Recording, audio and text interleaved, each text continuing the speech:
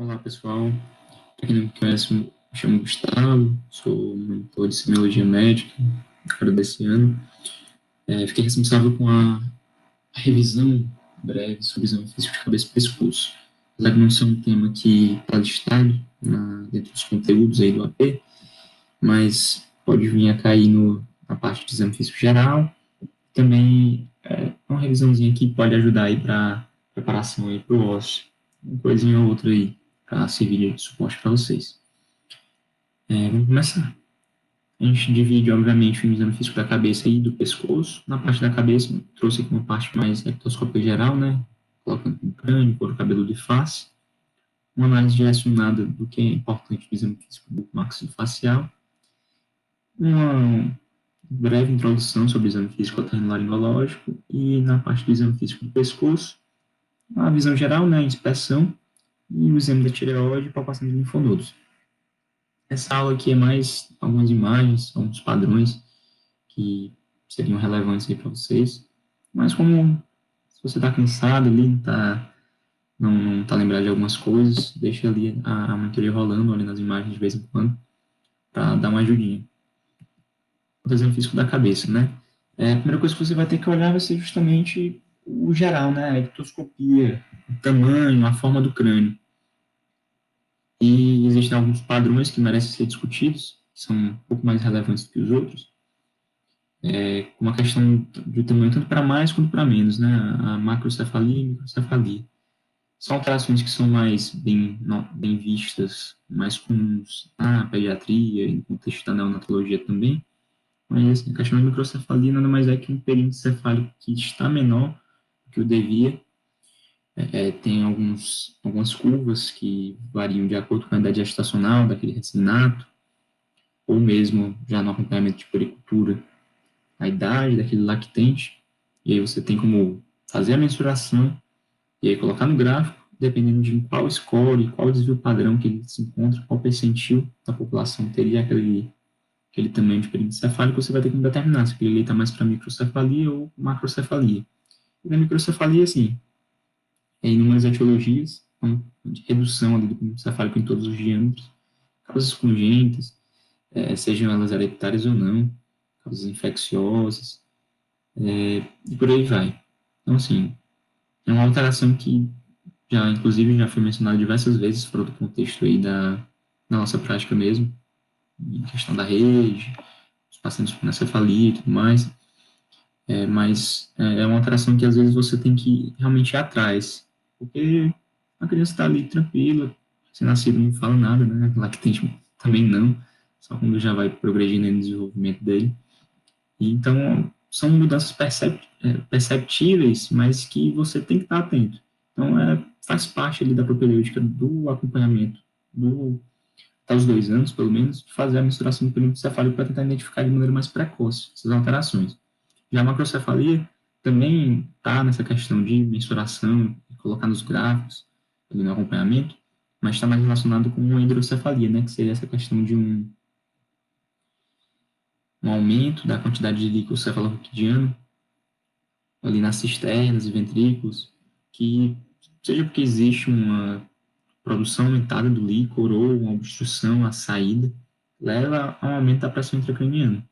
E como a criança ainda tem as suturas não fechadas, ainda tem aquela questão das fontanelas, né, que a gente consegue palpar, inclusive determinar, o abalamento, está com hipertensão intracraniana, está com uma fontanela deprimida, será que ele está desidratado?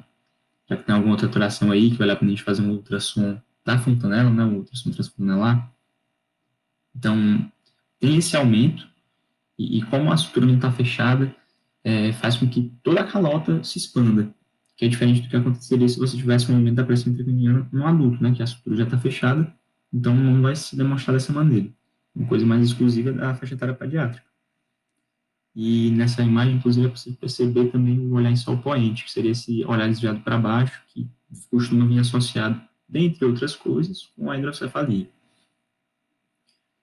Algumas alterações dignas de nota também seria a acrocefalia, que, como eu falei, né, as suturas elas estão ainda abertas, e tem um fechamento que vai acontecer gradativamente, mas caso aconteça de uma maneira mais precoce, ainda não tendo sido possível o desenvolvimento adequado da calota craniana para acomodar a massa encefálica, pode ser que esse fechamento precoce, dependendo de qual estrutura, leve a deformidades características, que seriam as cranioestenoses ou craniosinostoses, que a principal delas seria essa acrocefalia ou turricefalia, que seria essa cabeça, calota mais alongada para cima, que aí esse turricefalia é justamente para denominar crânio em torre, que seria descrita como a mais frequente dessas cranioestenoses.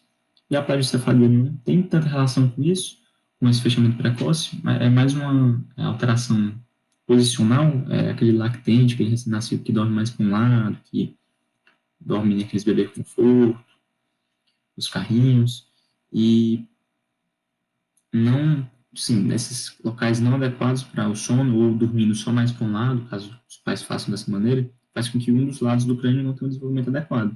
E fazendo uma orientação mesmo de mudança do decúbito na hora de dormir, facilita bastante e o desenvolvimento vai meio que fazendo catch-up posteriormente. Aí, assim, na parte do crânio também a gente tem aquela questão das fáscias, né? Mas como é mais uma coisa de exame físico geral, não trouxe tanto assim para vocês. Mas, assim, é importante lembrar, e aí nesse caso aqui a gente tem uma alteração, uma face daquelas típicas, que se relaciona também com essa questão de tamanho de crânio, né? Um crânio aumentado, uma macrocefalia, às vezes pode estar relacionado aí com uma acromegalia. Um indivíduo tem ali um produtor de GH e não tem mais muito para onde crescer, né? Aquele cara que vai ter aquele gigantismo, que não foi na faixa etária que permitia esse crescimento às epífises ósseas, mas ainda tem um certo estímulo ao crescimento, forma essa face um pouco mais grosseira, um pouco mais, mais espessada, uma fronte aí proeminente, um nariz e orelhas que costumam aumentar também, e aí fazem essa face típica aí de acromegalia, faces acromegálica. Prosseguindo, tem que fazer também um exame adequado do couro cabeludo, tentar identificar alguma lesão, algum cisto que pode estar ali mascarado, umas lesões descamativas que podem estar ali no couro cabeludo. Também a própria questão da perda de cabelo, né, da alopecia, que tem alguns padrões mais específicos. A gente teria ali, por exemplo, aqui à esquerda, padrão da alopecia areata, tem esses perdas em tufos, né, que tem também como diagnóstico diferencial uma micose superficial, a tinicates, tem um padrão bem similar. Uma imagem do meio, a alopecia androgenética ou androgênica, que é um padrão bem comum, pode acontecer tanto em homens quanto em mulheres. O principal tipo de calvície que a gente, porventura, vai se deparar, sempre tem algum membro na família aí que, porventura, tem esse padrão. E na imagem da direita seria uma alopecia do tipo cicatricial, e, assim, por qualquer motivo que seja, tem uma inflamação ali do local, que causa aí uma deformidade, tende a ter uma cicatrização inadequada, e independente, assim, a importância do diagnóstico dessa etiologia é um tratamento precoce, porque se você consegue barrar ali essa inflamação aí de prosseguir, de aumentar a sua área, você vai conseguir diminuir a perda do cabelo como um todo, porque uma vez que tem a formação dessa alopecia cicatricial, aquela área do couro cabeludo não vai ter uma regeneração adequada, não vai ter o desenvolvimento dos folículos que tinha antes. Então, é um quadro um pouco mais grave, que demanda uma atenção também um pouco mais breve, assistência com brevidade. E aí, assim, a da imagem, no caso, era de um lúpus cutâneo crônico, que é um tipo de manifestação cutânea do lúpus, que, nesse caso, estaria associado com a perda irreversível, né, do cabelo. Aquela área acometida não voltaria como era antes. Apesar do lúpus também ter um padrão de alopecia que é não cicatricial, que é simplesmente uma perda mais acelerada dos cabelos, mas que não se correlaciona com uma cicatrização inadequada do tecido. Quanto à parte da face, também tende a ser mais meio que um jogo de 7 erros. Uma alteração relevante seria justamente a perda da simetria da musculatura facial, né? A perda da mímica facial de uma maneira localizada seria a paralisia facial, e tende a ser em dois padrões, né? A paralisia facial central e a paralisia facial periférica. Central, de fato, cometendo ali a região mais de do encéfalo mesmo, os núcleos, o córtex e núcleos responsáveis ali pelo sétimo par, que seria o nível facial, e a questão da paralisia facial periférica, acometendo de fato já um nervo, em que assim, como é que a gente vai fazer essa diferenciação? A paralisia facial central, ela vai acometer somente o andar inferior da mímica facial. Então, se você pede para o indivíduo sorrir, ele não consegue fazer daquele lado adequadamente, então tem um desvio para o lado contralateral, mas franzir a testa ele consegue fazer de maneira adequada. Quanto à paralisia facial periférica, tanto o andar superior quanto o inferior estão acometidos. Então, o indivíduo fica, de fato, com a hemiface comprometida, seja em uma plegia, seria essa paralisia completa, seja apenas uma paresia, seria uma paralisia incompleta, né? Teria um certo grau de mímica facial ali que você poderia encontrar. Mas seria essa diferenciação principal. E, assim, outras assimetrias também devem ser procuradas, óbvio, alguma lesão, úlceras, mas que são coisas mais grosseiras que, de fato, assim, ficam difíceis de serem deixadas de lado, né? De passarem despercebidas. Mas, assim, vale a pena ser mencionado ainda a questão da perda da sobrancelha, inicialmente, né, é descrita como uma perda de terço distal, mas que pode evoluir gradativamente, que seria a madarose. Pode ter ali subjacente uma dermatite atópica, o hipotireoidismo é uma causa relevante, e também algumas infecções como a leishmaniose cutânea difusa ou a hanseníase bicheliana. Já aqui no lado direito, uma alteração mais já no nariz, seria o nariz em cela, basicamente uma perda ali da estrutura cartilaginosa óssea do dorso do nariz, e que, assim, é um padrão que remete bastante à sífilis congênita, no desenvolver da criança e, posteriormente, na vida adulta, vai ter essa deformidade, essa alteração, mas que algumas outras doenças, como até a própria leishmaniose, quando acomete o septo nasal, poderia causar. Aí, no exame da face, tem que ser feita a avaliação ocular, uma parte, de fato, mais ectoscópica, a gente não vai entrar na área de avaliar a acuidade visual, avaliar, de fato, o fundo do olho, mas que fazem parte de uma propedêutica de outra parte do exame físico. Mas é importante a gente conhecer, assim, as partes relevantes, né? As pálpebras, a mucosa conjuntival, que se encontra dentro encobertas das pálpebras, e a esclera, assim, o principal que a gente tem que atentar, né? Mas, claro, que a pupila e a íris também tem que ser diminuída, tem, às vezes, algumas alterações na íris que remetem a algumas patologias, a pupila, como um todo, assim, pode ter alguma alteração, seja de assimetria da pupila em relação ao tamanho, a anisocoria, uma pupila direita, por exemplo, está maior do que a esquerda, ou mesmo uma coisa que confunde muito com a anisocoria, que é a discoria. Por algum motivo que seja, por exemplo, uma cirurgia oftalmológica prévia, o indivíduo tem uma pupila que tem algumas reentrâncias, algum formato que não é perfeitamente circular, e quando você faz uma avaliação não tão detalhada, você confunde, acha que o paciente está com anisocoria, e às vezes remete aí a algumas patologias neurológicas que têm uma certa urgência, mas quando você vai observar com cuidado, é apenas um defeito mais localizado ali, que a gente chama de discoria.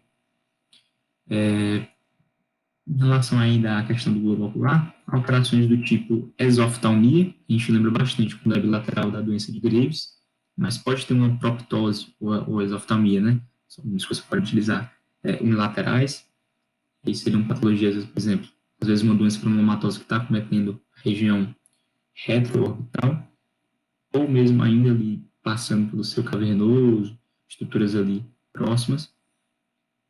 Tem também a questão da enoftalmia, a gente tem nessa paciente aqui, que a gente pode observar do lado esquerdo, né? A gente tem uma paciente que tem uma miose, tem uma ptose, né?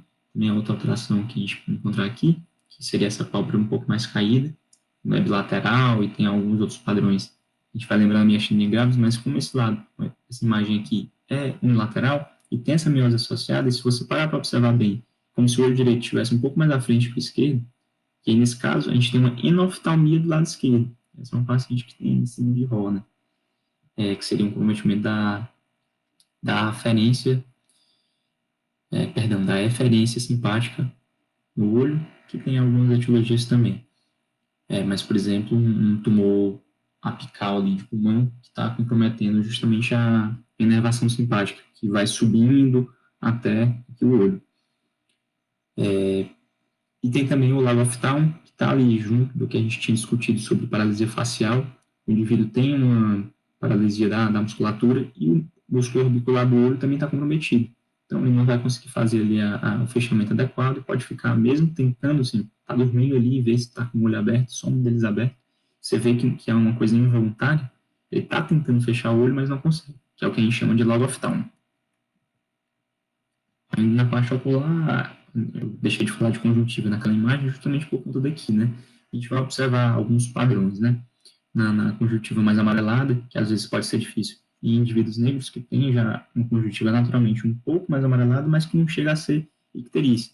Tanto que você vai, olha, a esclera está amarelada, mas se você for lá no freno lingual, tem que ser observado para confirmar que de fato é icterícia, não vai estar. Então tem que sempre ter mais cuidado. Olhando ainda na esclera, observar se o paciente tem, por exemplo, uma região subconjuntival, você vai observando que, de fato, não parece ser várzea, é apenas o sangue mesmo, como se fosse uma equimose no olho, vamos botar isso aqui entre aspas, tá bom? E também um padrão de hiperinia, de fato, uma congestão vascular, que nesse caso total, né, não tem nenhum padrão específico de distribuição, e que nesse caso aqui é uma conjuntivite, mas lembrando que um olho vermelho não necessariamente significa que é uma conjuntivite, apesar de ser uma das etiologias mais comuns. E também lembrar de avaliar a conjuntiva, de observar que você faz a eversão, né, da pálpebra inferior para observar que tem uma certa correlação aí com a da palidez com a anemia. Alguns até advogam aí que, dependendo das cruzes que você disse que é essa palidez, você consegue ter uma correlação aí com o níveis de hemoglobina, mas acho que seria meio furada. O mais importante é você olhar e vai te dar pistas aí na sua investigação. Se você encontrar aí um paciente que tinha uma síndrome anêmica, se você vai olhar ali a conjuntiva, tá pálido, né? Tá hipocorado. Poxa, então deve ter uma anemia de fato aqui.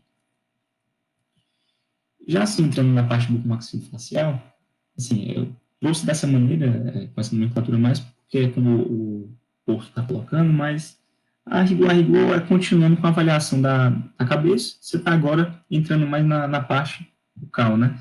Vai observar se tem alguma anormalidade aí de lábios, da cavidade oral como um todo, língua, observar também a musculatura da mastigação, né? Fazer palpação de masseter, palpar músculo temporal, que também se associa com a musculatura de mastigação. Você vai ter que observar também, por vezes, ver se tem algum comprometimento ali, uma gengivite, né?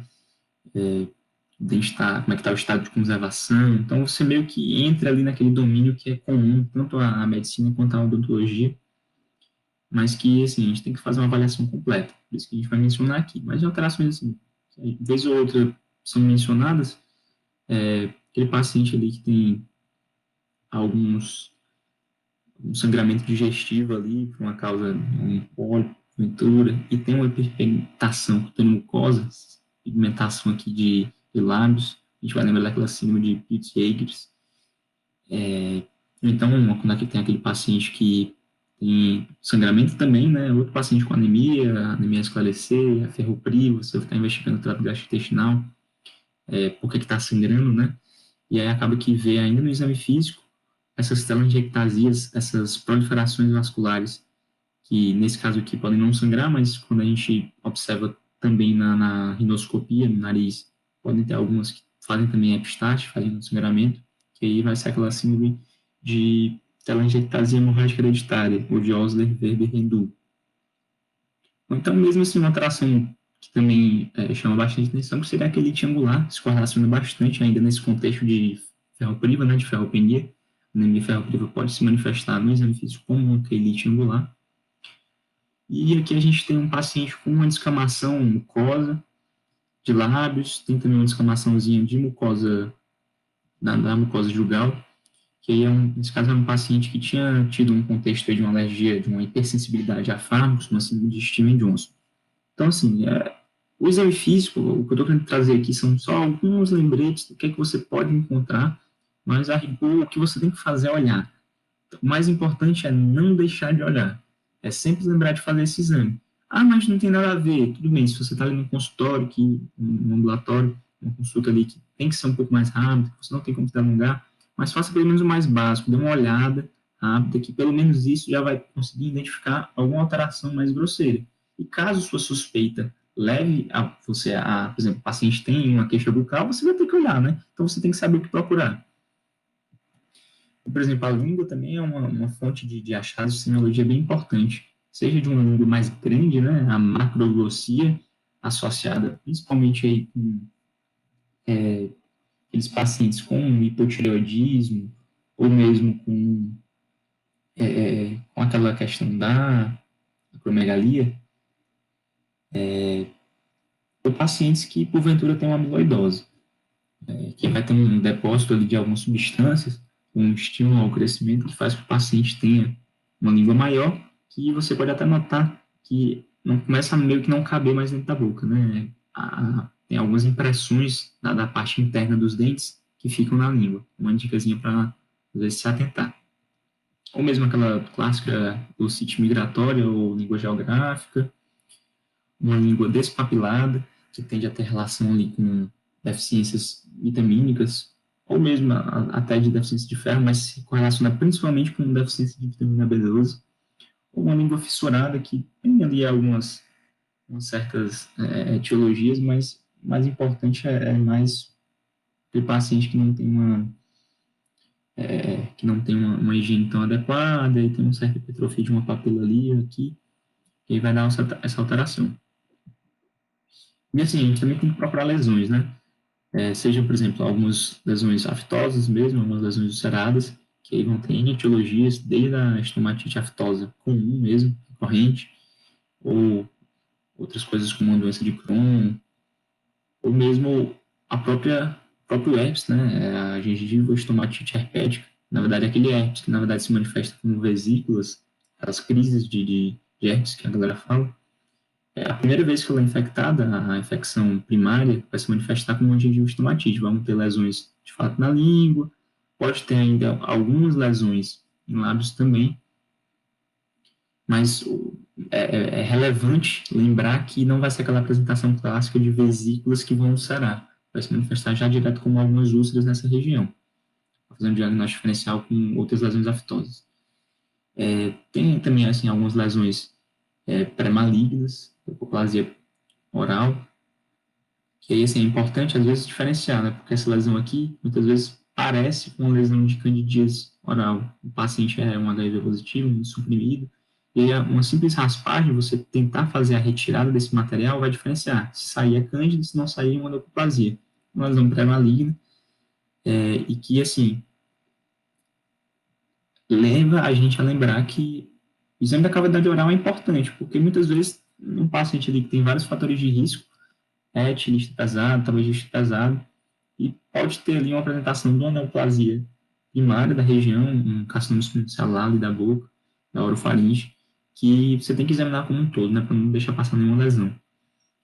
Então é por isso que, assim, se você tem um paciente que usa a prótese dentária, né, que usa aquela chapa, pedir para retirar para fazer um exame completo. E outra alteração também que a gente pode encontrar seria a hiperplasia gengival, tem como talvez uma das principais causas uma má higiene, pelas gengivites de repetição, mas pode estar relacionado também com o uso de algumas drogas, algumas neoplasias, e por aí vai. Quanto ao exame otorrinolaringológico, lembrar de fazer uma análise de fato da orelha externa, do pavilhão auricular e do conduto condutivo externo, até chegar ali na região, que é a nossa janela para a orelha média, né, que seria a membrana timpânica. E assim, o principal é observar para ver se não tem alguma inflamação importante, se o cara não está entupido de cera, que é o motivo da diminuição da acuidade auditiva dele. Lembrar de, claro, ter cuidado para não ficar também exagerando no cotonete, porque pode acabar piorando a situação. Mas, no caso aqui, a gente tem um paciente com uma otite externa, aguda, está inflamado, quando você tenta fazer a otoscopia, né? Você usa lá o seu otoscópio, vai colocar no conduto auditivo externo, tá tudo edemaciado, tanto que você quase não consegue ver a membrana timpânica, bem eritematoso, às vezes se encontra algumas vesículas, e isso vai mudar mais ou menos a etiologia que você está pensando. E lembrar sempre que você examina um paciente que tem uma queixa de otalgia, de dor no ouvido, tanto olhar externamente o pavilhão e o conduto auditivo, e claro, olhar a orelha média, mas lembrar também de olhar a região aqui retroauricular, que a gente vai ter a mastoide, né? Que são aquele espaço ósseo que é um pouco aerado, que tem uma comunicação importante aí com a região.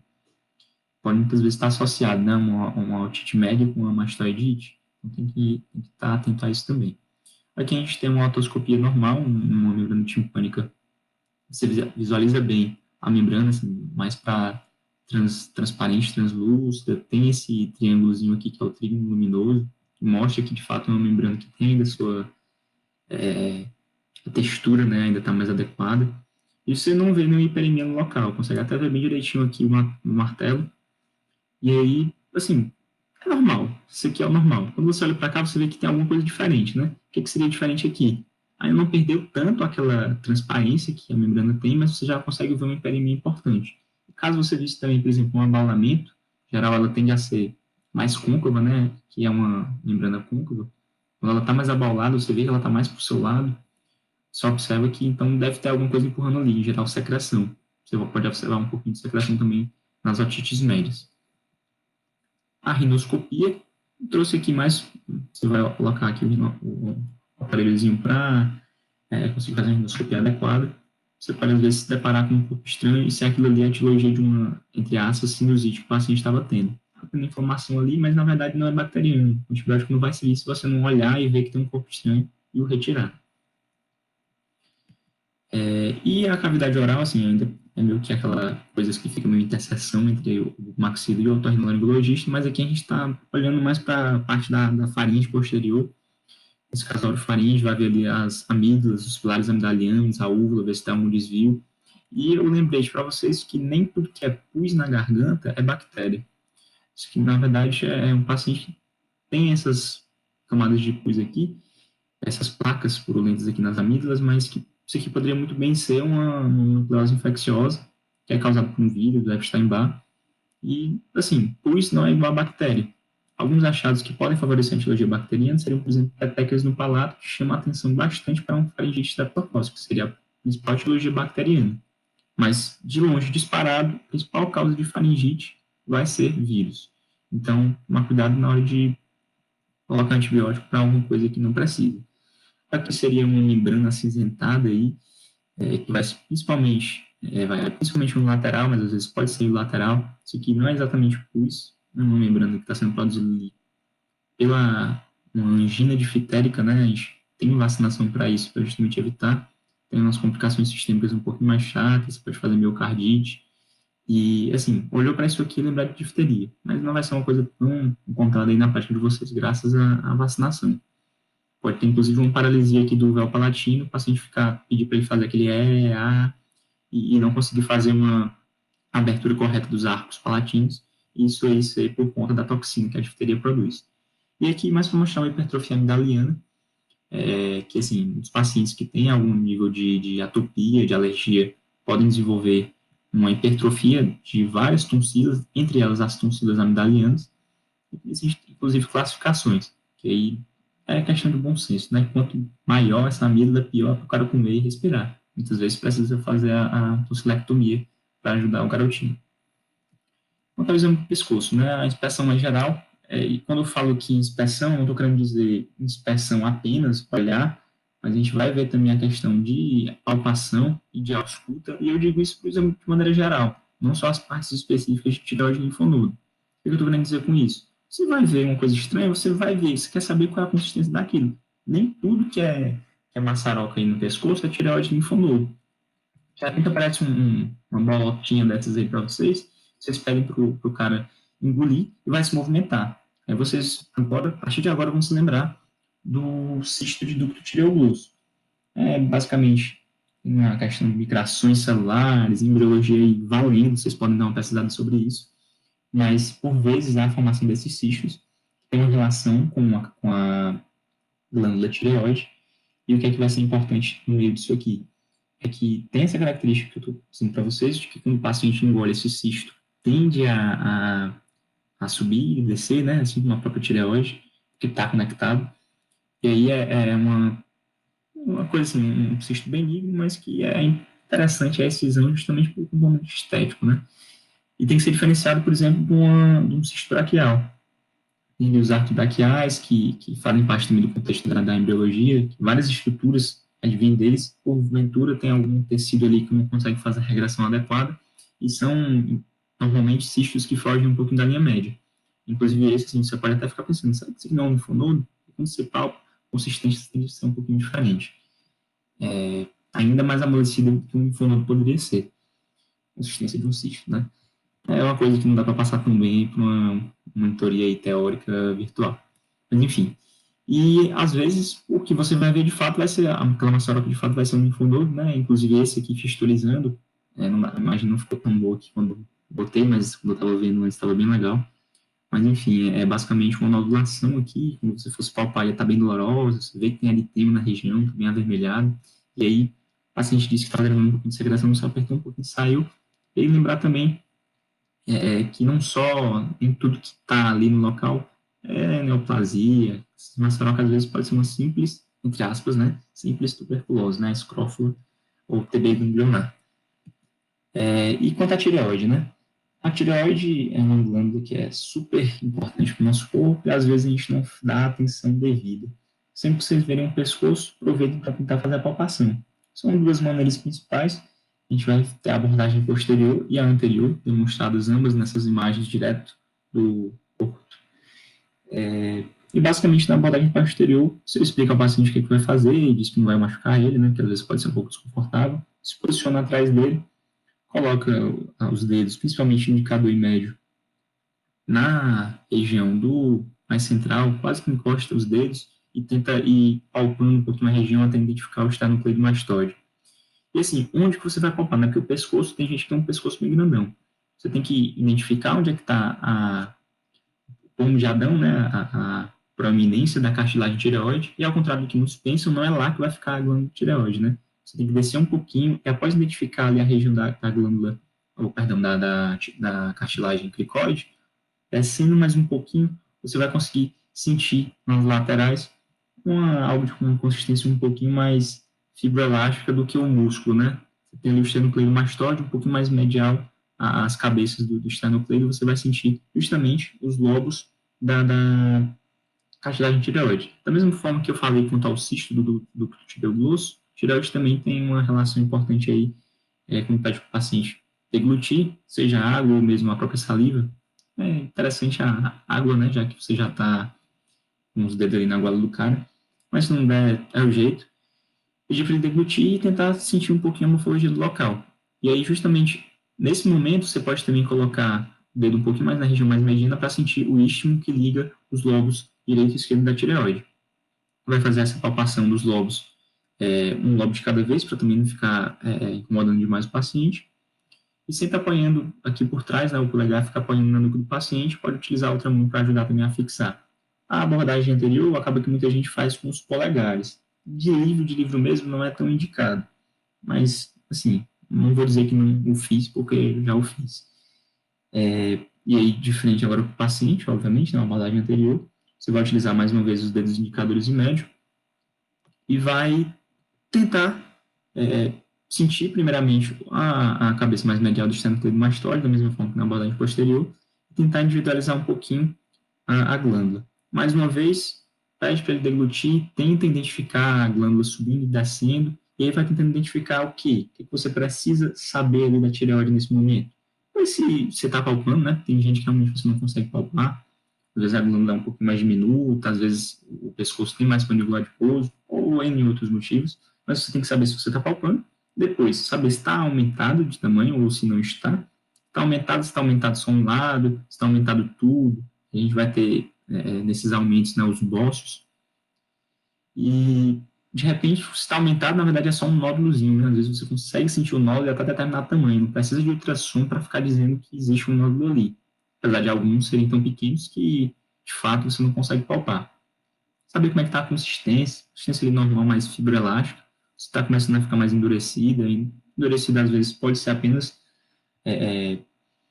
alguma uma patologia ali no tireoidite, mas vai te remeter principalmente a uma etiologia neoplásica, principalmente se for aquela consistência pétrea, e a superfície, se está ali uma superfície normal, lisa, ou se está mais irregular, de alguns nódulos, a temperatura se está mais aumentada em os pacientes que têm hipertireoidismo, que normalmente vão ter aquele bócio também. E aí, principalmente no hipertireoidismo, você pode também, às vezes, sentir um frêmitozinho, igual você poderia sentir frêmito de sopro. Aí, se você colocar o seu esteto lá, você vai conseguir também auscultar um sopro, mas não é uma coisa tão comum. E aí também pode estar alterações de sensibilidade, dependendo, né? O hipotireoidismo, ele por vezes, ele vai ser daquela questão da tireoidite de Hashimoto, mas existem algumas outras etiologias, inclusive etiologias infecciosas ou pós-infecciosas que podem cursar com dor. Então, às vezes, você vai ter também uma palpação dolorosa da tireoide. E assim, no pescoço também é importante a avaliação de vasos, né? Jugular e carótida principalmente, às vezes você consegue ver ali alguns vasos mais superficiais, denotando alguma espécie de circulação colateral, mas essa parte de vasos acaba que fica mais para a monitoria aí de cardiovascular. Que aí você vai falar da questão de turgência, ou então, se você for dar uma olhadinha mais específica aí depois em, por exemplo, insuficiência aórtica, vai ter aquela dança das artérias, você vai ser visto de fato no exame de pescoço. Mas sempre lembrar que se você for examinar, se você for palpar uma carótida, talvez seja importante antes disso, principalmente nos pacientes mais idosos, fazer uma ausculta antes, porque de repente aquele paciente já tem uma estenose mais importante da carótida, uma estenose crítica, você taca o dedão lá, pode, assim, teoricamente, causar uma AVC no cara. Então, assim, como é uma coisa bem simples, colocar o esteto no pescoço antes, não seria mal você colocar e, caso você escute um sopro, tentar não palpar. Mas fica a seu encargo. E linfonodos, né? Importante você palpar todas as cadeias linfonodais. Antes de eu descrevê-las, queria só mencionar para vocês que no meio eu trouxe aqui meio que uma abordagenzinha, mas no meio da linfonodomegalia você tem que meio que saber da história do cara, né? O exame físico, de fato, ele vem depois da história clínica. O que é importante no linfonodo? Principalmente idade, o sexo, a história de sempre, né? Pacientes do sexo feminino têm mais doenças autoimunes, a profissão, né? Porque de repente é uma coisa mais ocupacional, e a procedência, você pensar em etiologias infecciosas, aí ele veio de uma região que tem bastante, sei lá, tá tendo uma epidemia de sífilis ali numa região que ela tá cheia de linfonomegalias, e aí, quando você vai na história patológica pregressa ou psicossocial, você vê que tem um contato sexual mais promíscuo, não é protegido, e daí vai tempo de aparecimento, a localização, dependendo de qual cadeia linfonodal está acometida, você pensa ali, porque o linfonodo tem a ver com a drenagem linfática, né? Então, se tem uma região ali que está acometida por infecção, está drenando alguma coisa, algum certo patógeno, se é daquela região, vai ser um linfonodo local, né? Ou mesmo a neoplasia, vai ser um linfonodo, teoricamente, do local que vai ser acometido primeiro. Algumas raras exceções. E patológica pregressa observa algumas medicações que podem causar, se o paciente é um grande tabagista e etilista, lembrar aí daquilo que a gente estava discutindo sobre a cavidade oral, né? O SEC, a neoplasia escamosa, espinocelular ali de boca, pode estar algum linfonodo ali acometido, que às vezes vai ser o primeiro sinal, porque ninguém nunca parou para examinar a cavidade oral do sujeito. E algumas outras coisas, né? Contato com animais, quem um pouquinho com a procedência, histórico de viagens, de repente algum caso familiar, né? Pensar também em etiologias infecciosas. O linfólogo você vai ter que atentar para o tamanho, para a consistência. Quanto mais duro for, mais provavelmente mais a tendência de ser maligno, mas nem sempre. A fixação também, isso de fato é que é mais importante junto com o tamanho. Linfonodos muito grandes, linfonodos que são aderidos aos planos profundos, eles tendem a ser mais, assim, a probabilidade pré-teste de serem malignos é maior, e características associadas, né, quanto sinais de flogose na região, como aquele escrófalo que eu mostrei para vocês, tinha bastante eritema ou dor no local. E quais as principais cadeias acometidas? Se é um acometimento mais localizado ou se acomete duas ou mais cadeias não contíguas como um acometimento generalizado. Investigar se o cara não tem um hepato ou esplenomegalia associada, que aí vai mudar as etiologias. E, assim, um lembretezinho é que os linfonodos, que porventura estejam aqui do lado esquerdo, em cima, eles vão drenar de tudo, né? Que vai desaguar mais ou menos ali na veia cava superior. Então, se você tem aquele linfonodozinho supraclavicular à esquerda, muitas vezes está drenando de outras coisas aqui, como, por exemplo, estômago, né? Linfonodo de Fischl. Mas do lado direito não tem tanta relação, porque ele vai drenar mais as coisas do lado direito, que é um pouco mais localizado, não vai pegar tantas estruturas abdominais quanto o lado esquerdo pega. Por isso que é classicamente uma linfonodomegalia supraclavicular esquerda para lembrar de malignidades do TGI. Mas para dar essa contextualização para vocês, que às vezes a gente não sabe o porquê de algumas coisas, mas se você sabe, pode ajudar a lembrar. E aí, assim, é muita coisa, não estou aqui para ficar discutindo linfonodomegalia tanto com vocês, mas o que é principal? Como eu falei, né, a questão de tamanho, aderência ou não a planos profundos e a consistência. E principalmente a localização, porque, em geral, tende a ser drenagem de algum local.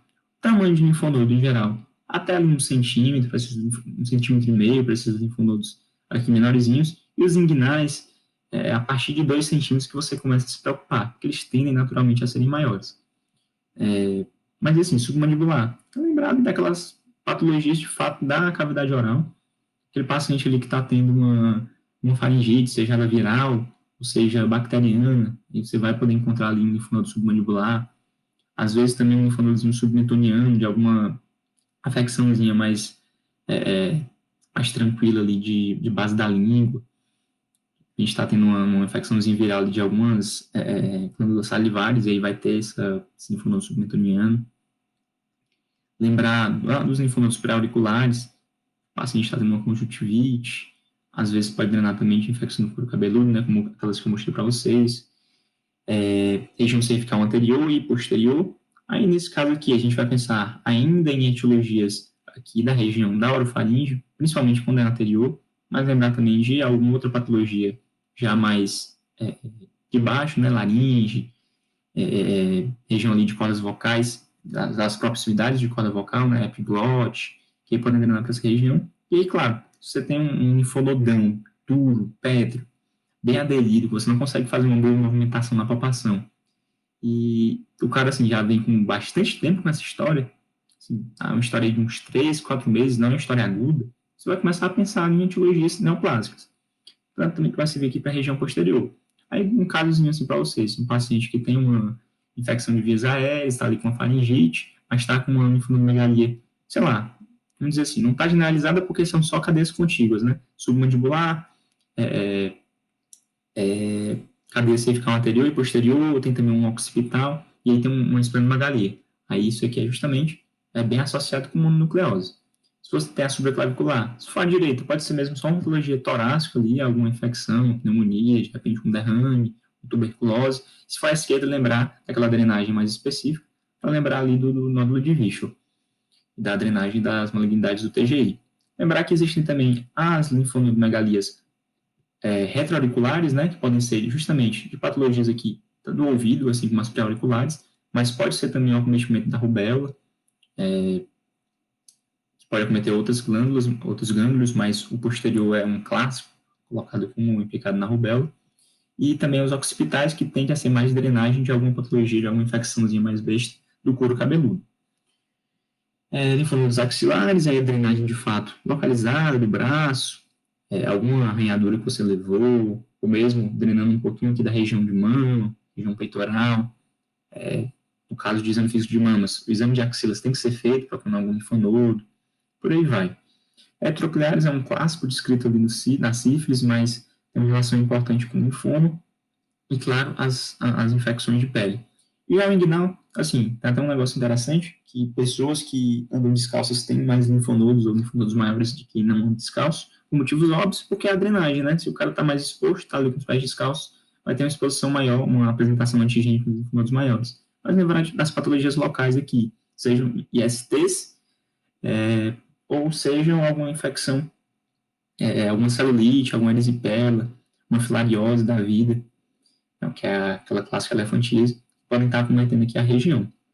E também pode ser uma drenagem ali de alguma parte mais profunda pélvica, pensando em neoplasias, no caso da mulher, de ovário, neoplasias do colo uterino, e por aí vai. É uma abordagem bem, assim, não é uma coisa que dá para você sai muito se você for só pelo linfonodo. Você pode estar até a dica, né? Se é uma coisa mais para maligna, mais para reativa. Mas o principal vai estar a história ali para ligar e outros dados de exame físico.